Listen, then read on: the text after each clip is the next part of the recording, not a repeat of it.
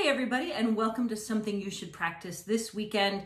All right, I'm sort of tying this into the topic for May's Zoom workshops. So you can just do this video, which would be super helpful, or if you want to get a little bit more of what we're talking about here, you can join us for those on the FiddleStar site if you want to. But let's get into it. I want to talk about a substitute fingering for a very cool double stop that most of us avoid because it's really hard. And that is this. Fourth finger on the D. I'm doing a D1. You can do it for A or whatever. And third finger on the A string. I love this double stop.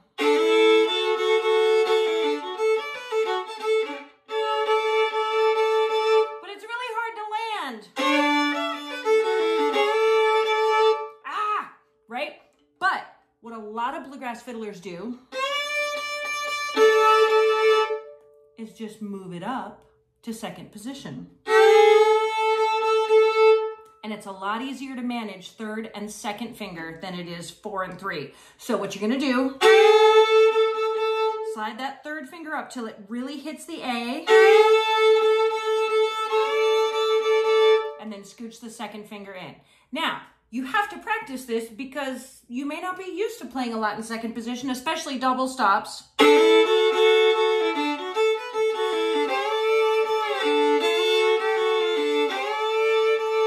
So what you want to do is kind of lead with the third finger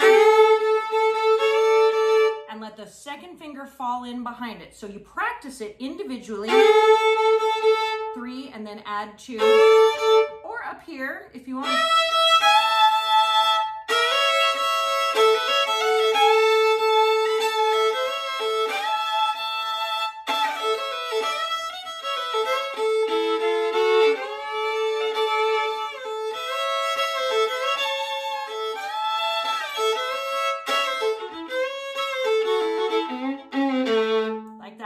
So instead of 4 and 3, try 3 and 2, and you can really start incorporating that double stop into your breaks.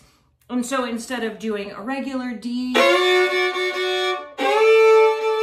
it's just a cool voicing, and you hear it a lot, especially in traditional bluegrass, and you may not know what you're hearing. Also, it's the double stop that goes in the Kenny Baker version, the version of Road to Columbus. So it goes in there. So if you can practice that, then you can do the accurate version of that. So